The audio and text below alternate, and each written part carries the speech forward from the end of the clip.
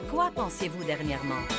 Restez à l'écoute aujourd'hui et apprenez comment vous pouvez avoir une meilleure vie en changeant vos pensées.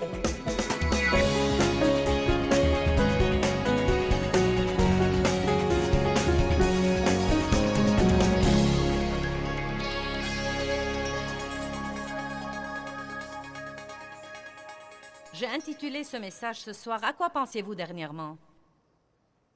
Vous savez, si nous faisons un petit inventaire des choses auxquelles nous pensions dernièrement, nous pourrons rapidement faire le rapprochement entre ce qui se passe dans notre vie et ce qui se passait dans notre pensée. J'allais à l'église pendant des années et personne ne m'a jamais dit que mes pensées avaient un rapport avec ma vie. Je ne savais pas que je pouvais penser mes pensées ou choisir mes pensées. Je ne savais pas que si je pensais à quelque chose de mauvais, je n'étais pas censé continuer à y penser. Je crois que c'est dommage de s'asseoir sur les bancs d'église semaine après semaine sans qu'on nous apprenne les choses qui vont nous aider dans notre vie pratique de tous les jours. C'est tellement merveilleux d'apprendre la doctrine. Nous devons tous avoir une saine doctrine, mais nous devons savoir comment vivre. Nous n'allons jamais avoir la vie que Dieu veut que nous ayons si nous ne savons pas que faire de nos pensées. Proverbe chapitre 4, verset 23 dit « Garde ton cœur diligemment, car de lui sont les issues de la vie. » Maintenant, 2 ou 3 choses à ne pas manquer ici. Gardez votre cœur et votre responsabilité. Dites « C'est ma responsabilité. » Et nous pourrions dire également « Gardez votre pensée. » C'est cette vie intérieure, c'est ce qui se passe à l'intérieur de vous. Faites attention à vos pensées. Gardez votre pensée. Faites attention à vos attitudes. Les pensées produisent des attitudes. Vous connaissez l'expression « votre attitude détermine votre altitude ». En d'autres termes, votre attitude détermine votre avenir et jusqu'où vous pouvez aller dans la vie. Gardez votre cœur avec diligence. Quand vous faites quelque chose avec diligence, cela ne veut pas dire que vous le faites une seule fois. Cela veut dire que vous le faites encore et encore et encore et encore et encore. Et je voudrais m'arrêter un peu ici et dire que tant que vous êtes vivant, aussi spirituel que vous soyez, tant que vous êtes vivant, tous les jours de votre vie sur cette terre, le diable, sous quelque forme que ce soit, essaiera toujours d'injecter de mauvaises pensées dans votre pensée. Et il va falloir choisir de renverser ces mauvaises pensées et de penser à ce qui vous profitera et penser à ce qui profitera au royaume. Au début, ça a l'air d'un travail qui est presque impossible. Ça a l'air d'un grand problème car nos pensées ont été effrénées pendant tant d'années. Et nous avons tellement de mauvaises habitudes mentales que quand nous commençons à découvrir que nos pensées devraient changer, il paraît littéralement que presque tout ce que nous pensons est quelque chose que nous ne devrions pas penser. Et si vous êtes comme j'étais au début, vous êtes comme... Mais faites-moi confiance, si vous persévérez, si vous apprenez la parole, si vous priez là-dessus, si vous êtes diligent, petit à petit, jour après jour, ça ira de mieux en mieux en mieux. Mais cela ne veut pas dire que le diable arrêtera jamais de vous attaquer. Cela veut simplement dire que vous serez mieux équipé à garder la porte fermée aux mauvaises pensées. Gardez votre cœur diligemment, car de lui sont les issues de la vie. Maintenant, il y a une vie que Jésus est mort pour que nous ayons. Une vie spécifique qu'il est mort pour que nous ayons. Quand vous devenez chrétien, vous n'êtes pas censé garder votre misère et votre gâchis et y mettre maintenant une étiquette chrétienne. Donc nous n'avons plus un gâchis normal, maintenant nous avons un gâchis chrétien. Maintenant, nous n'avons plus une misère normale, maintenant, nous avons une misère chrétienne. Et nous savons tous, évidemment, qu'il y aura toutes sortes d'épreuves dans le monde. Mais j'aime la prière de l'apôtre Paul. Il a dit « Mon but déterminé est de le connaître et la puissance de sa résurrection qui me ressuscite d'entre les morts, même pendant que je suis dans le corps. » Donc l'apôtre Paul dit que bien que nous soyons dans le monde et qu'il y aura des épreuves dans le monde, et bien qu'il y aura des gens difficiles à vivre et qu'il y aura des déceptions et qu'il y aura des pertes et qu'il y aura des tragédies, par le Christ et par la puissance de sa résurrection, nous pourrons trouver un endroit en lui pour vivre ici, mais vivre au-dessus du gâchis. Je ne vous promets pas de ne jamais avoir d'ennui si vous devenez chrétien. Mais ce que je vous promets, c'est que vous n'allez jamais avoir à essayer de résoudre vos problèmes tout seul. Parce que Dieu promet qu'une fois que vous le recevez dans votre vie, il ne vous laissera point et ne vous abandonnera point. Il sera avec vous sur les montagnes et dans les vallées, il sera avec vous dans le feu et dans les flots. Et notre pensée est très importante. Notre façon de voir nos problèmes est très importante. C'est pourquoi nous devons croire ce que dit la Bible quand elle dit que ce que Satan médite pour le mal, Dieu le change en bien. Donc quand vous êtes dans une situation difficile et que toutes vos pensées ont tendance à la négativité, ont tendance au fatalisme et qu'il n'y a plus d'espoir et que rien ne changera jamais, si vous connaissez la parole, vous pouvez ouvrir votre bouche et vous pourrez dire « Ce que Satan médite pour me faire du mal, Dieu le change en bien ». Les choses sont ou semblent peut-être mauvaises maintenant, ça peut faire mal maintenant, mais dans un prochain avenir, ceci va travailler pour mon bien. Et si vous commencez à penser comme ça, vous serez revigoré pour surmonter vos situations. Un espoir différé rend le cœur malade. Quand vous n'avez plus d'espoir, tout dans la vie commence à sombrer. Vous pouvez voir les gens désespérés parce que tout dans leur maintien est abattu. Leurs visages sont abattus, leurs épaules sont tombantes, leurs bras sont tombants. Leur conversation est triste, leur attitude est déprimée. Mais Jésus a dit, levez vos têtes parce que votre délivrance approche. Tout chez lui est élevé et tout chez le diable est très bas. Amen. Rappelons-nous que la parole nous enseigne que si nous aimons Dieu et que nous continuons à prier, toutes choses travaillent pour notre bien. Peut-être qu'elles ne sont pas bonnes, mais Dieu est bon. Et parce que Dieu est bon, il peut prendre un gâchis et le changer en miracle. Il peut prendre une tragédie et la changer en triomphe. Et je n'essaye pas de vous sermonner et je n'essaye pas de vous exciter. C'est un fait. Parce qu'il est arrivé dans ma vie, et je sais que beaucoup d'entre vous, qui avez marché avec Dieu pendant quelque temps, vous avez exactement le même témoignage. Ceux d'entre vous qui êtes nouveaux avec Dieu, ou si vous n'avez pas encore décidé si vous voulez marcher avec Dieu, ou si vous marchez avec Dieu mais vous avez un conflit maintenant, laissez-moi vous rappeler que vous devez faire attention à vos pensées et à vos paroles dans vos moments d'épreuve et vos moments de tourment. Votre attitude pendant que vous êtes dans le désert détermine combien de temps vous allez rester là-bas. Voulez-vous que je le répète? L'attitude que nous prenons pendant que nous sommes dans le désert détermine combien de temps nous allons rester là-bas. Plaignez-vous et vous y resterez. Louez et vous serez élevés. Dites les uns aux autres, à quoi pensiez-vous dernièrement?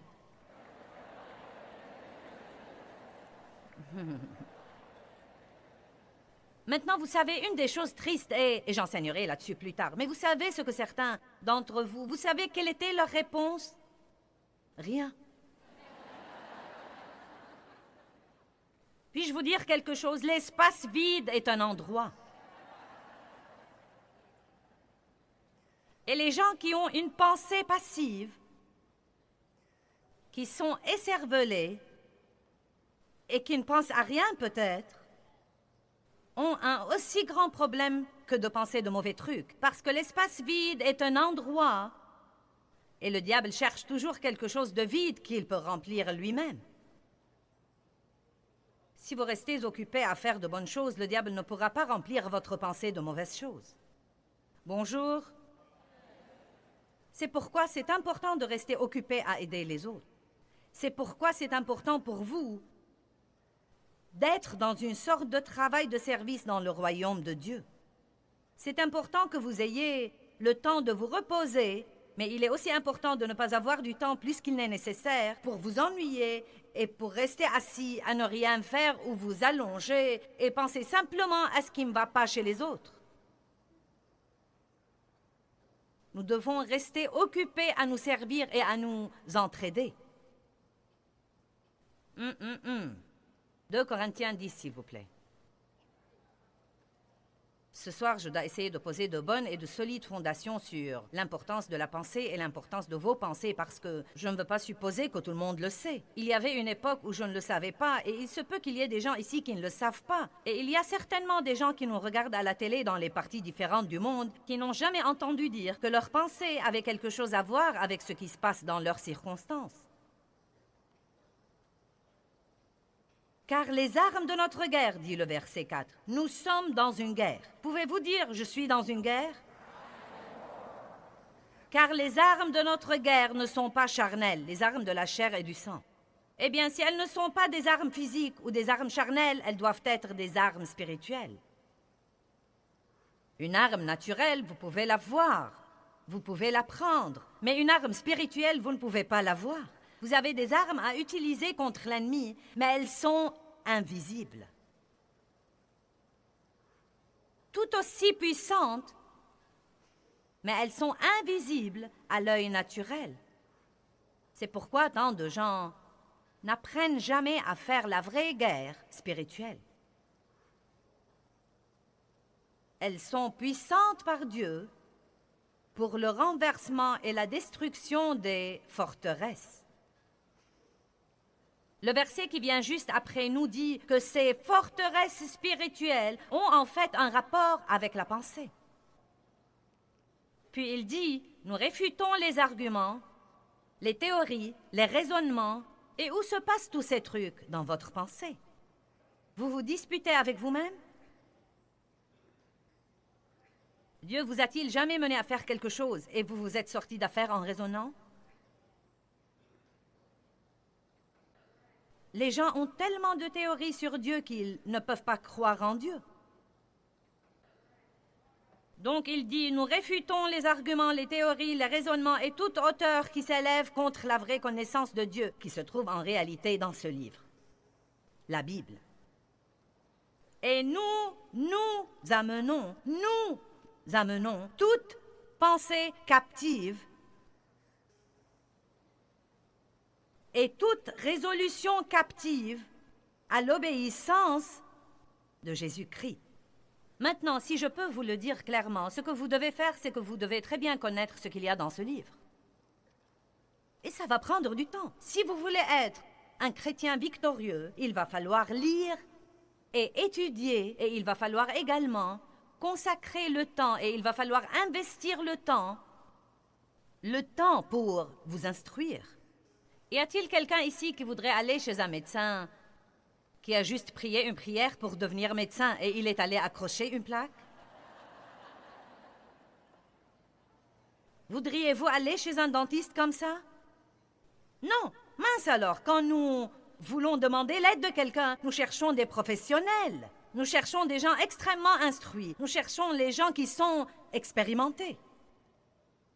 Vous savez quoi? Vous pouvez prier la prière du pécheur et si vous êtes vraiment sincère, vous pouvez inviter Jésus à votre cœur et vous pouvez aller au ciel strictement grâce au sang du Christ et parce que vous croyez en Jésus et que vous lui avez livré votre vie. Mais vous ne marcherez pas dans la victoire ici-bas si vous n'apprenez pas ce qu'il y a dans ce livre. Vous ne marcherez pas dans la victoire pendant que vous êtes là, si vous n'apprenez pas ce qu'il y a dans ce livre, et non seulement l'apprendre, mais encore le pratiquer dans votre vie. Vous pouvez même venir aux réunions, aller à l'église et écouter la parole, et vous pouvez avoir tellement de trucs écrits et soulignés, et des étoiles et des croix, et tellement de couleurs dans votre Bible, que vous avez l'air, non mais, d'un théologien de l'église. Mais cela ne veut pas dire que vous savez quoi que ce soit. Le seul moyen de savoir si nous savons quelque chose, c'est de voir ce que nous faisons. Amen. Vous devez savoir ceci, et quand vous le savez, à ce moment-là, quand une pensée qui n'est pas en accord avec ceci entre dans votre pensée, vous saurez que c'est un mensonge. Vous saurez que c'est une tromperie. Vous saurez que c'est Satan qui cherche à s'introduire dans votre vie. Et ensuite, vous prenez la décision, je ne vais pas penser à ça. Vous renversez ces imaginations et ces théories et ces raisonnements et vous amenez toute pensée captive à l'obéissance de Jésus-Christ. Eh bien, je ne sais pas comment faire ça. C'est pourquoi nous sommes là. Une des choses que j'essaye d'apprendre aux gens, si vous pensez à quelque chose et que vous dites quelque chose d'autre à haute voix, cela interrompt cette pensée. Et donc, si vous n'en êtes pas encore au point où vous pouvez arrêter de penser à quelque chose, à ce moment-là, quand vous pensez à ce qu'il ne faut pas, dites ce qu'il faut, et cela interrompra cette pensée et vous pouvez ensuite penser à quelque chose d'autre. C'est pourquoi il est important de connaître la parole de Dieu et d'apprendre à prononcer la parole de Dieu de votre bouche à haute voix.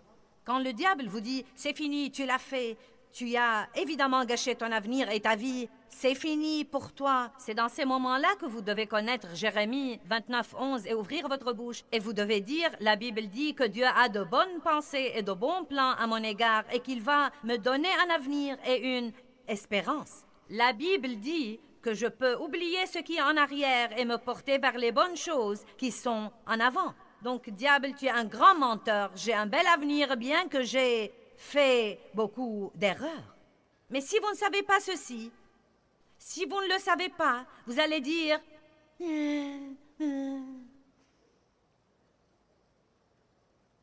Avant de savoir ces choses que je vous enseigne, je me réveillais le matin. Je ne savais jamais quand ceci allait arriver. Peut-être tous les 2 jours, tous les 3 jours. Je ne savais pas.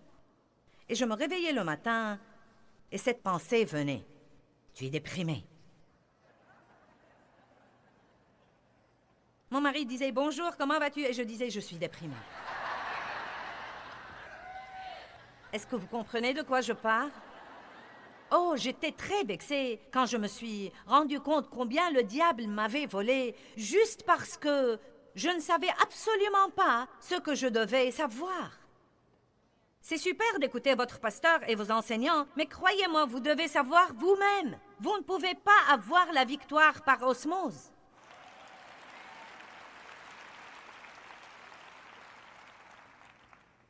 Satan cherche implacablement à construire des forteresses dans nos pensées. C'est un menteur. Il ne fait que mentir ou déformer la vérité, et c'est en fait un mensonge.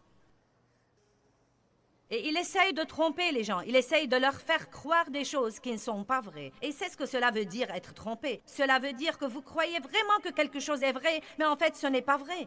Cependant, si vous croyez que c'est vrai pour vous. Et bien que ce ne soit pas vraiment vrai, cela devient votre réalité parce que c'est ce que vous croyez.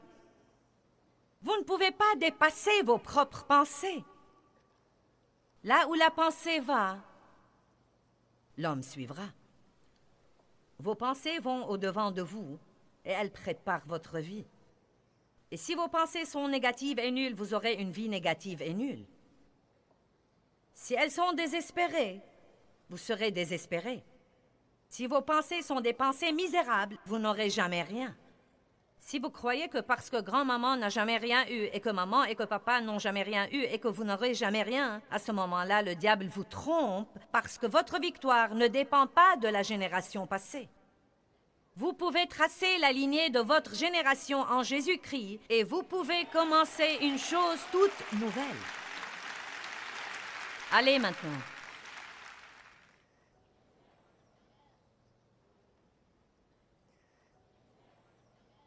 Nous avons des armes avec lesquelles nous pouvons vaincre Satan. Mais nous faisons la guerre spirituelle et non pas la guerre naturelle. Et nos armes sont des armes spirituelles. Nous ne pouvons pas faire cette guerre d'une façon normale. Nous ne pouvons pas frapper Satan ou l'étrangler ou le lier avec une corde ou le mettre en prison. Vous vous mettez en colère contre le diable et vous pensez... Allez, est-ce que ça vous fait cet effet comme... Et vous vous sentez si frustré et vous vous dites « Ah, si seulement je savais quoi faire !»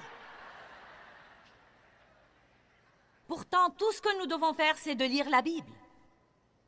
Parfois, nous pensons « Oh, Dieu soit béni, je vais faire la guerre spirituelle. » Et nous nous énervons beaucoup et nous entrons dans un gros bon sens. C'est parti, je te réprime, Satan. Et nous marchons au combat. Eh bien, je ne te supporte plus, Satan.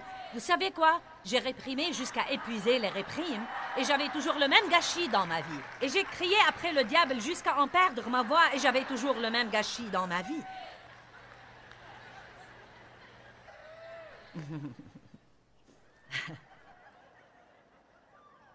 Oui, nous pouvons résister au diable et il doit s'enfuir, mais ne citez pas la moitié d'un verset.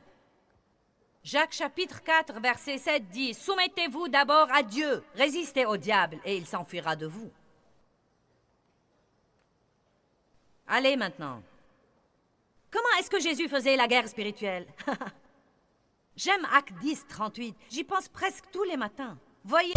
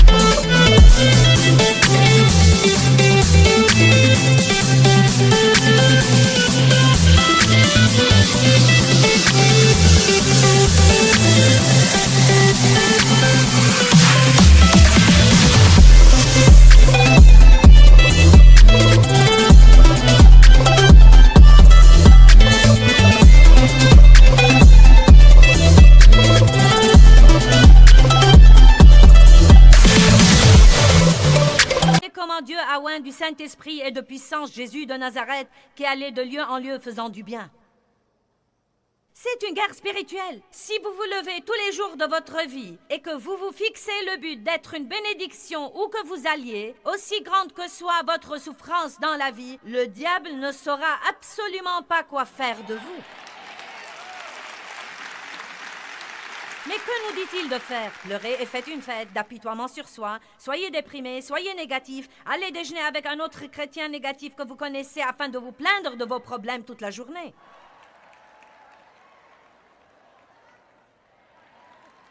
Je suis passée par tout ça et je suis toujours tentée de la même manière que vous. Je ne sais pas pourquoi nous prenons plaisir à raconter à tout le monde nos problèmes encore. Et encore, et encore, et encore, et encore, et encore, et encore, et encore, et encore. Parfois, il suffit d'affronter la situation et d'aller de l'avant. Une tragédie m'est arrivée il y a environ 2 semaines. Oh, c'était une des choses les plus terribles qui me sont jamais arrivées dans ma carrière d'auteur et de ministre. J'avais fini 20...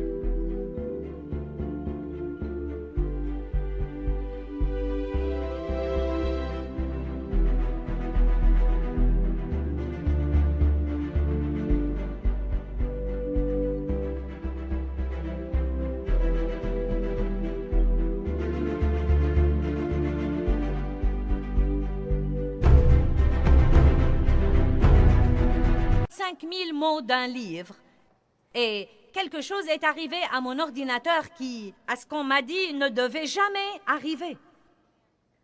Ça ne devait pas arriver car il sauvegarde les documents sur le disque dur au bureau et quelque chose est arrivé et j'avais travaillé là-dessus durant mars et avril et quand j'ai repris le travail là-dessus il y a 2 semaines, 18 000 de mes 25 000 mots avaient disparu et n'étaient nulle part sur le disque dur, nulle part sur l'ordinateur, nulle part, nulle part, nulle part, nulle part. J'étais vraiment si vexée. Oh, j'étais si exaspérée, si frustrée. Eh bien, ensuite, j'ai dû raconter mon histoire à tous ceux qui m'ont côtoyé, comme je viens de vous la raconter. Et tous ceux qui nous appelaient, je la leur racontais. Et tous ceux qui nous visitaient, je la leur racontais. Et tous ceux qui montaient dans la voiture, je la leur racontais. Et ensuite, mon mari m'a prêché un court sermon de Joyce Meyer.